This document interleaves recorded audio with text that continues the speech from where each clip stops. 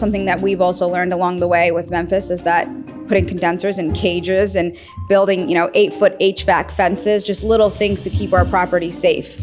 Yes, because even you say the cages, that's kind of like child's play now to a lot of people. It's you need the 8-foot fence, you need the lock on the fence, you need the cage with a lock on it.